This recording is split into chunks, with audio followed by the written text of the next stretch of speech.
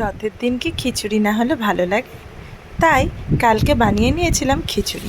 প্রথমে প্রেসারের মধ্যে পেঁয়াজ, টমেটো, কাঁচা লঙ্কা আর আলুগুলো দিয়ে নাড়াচাড়া করে তারপরে দিয়ে দিলাম তার মধ্যে জিরে ফোড়ন, তেজপাতা ফোড়ন। সেগুলো দিয়েও ভালো করে যখন নাড়াচাড়া হয়ে গেল, দিয়ে দিলাম আদা বাটা আর শুকনো লঙ্কা।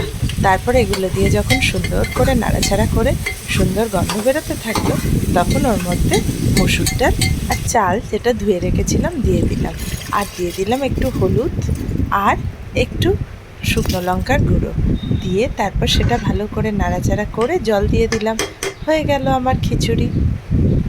এবার বলো, খিচুড়ি কি শুধু খাওয়া যায়?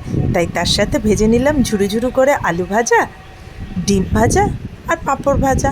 আহা, দিনটা কি সুন্দর হয়ে গেল দুপুরের খাওয়াটা।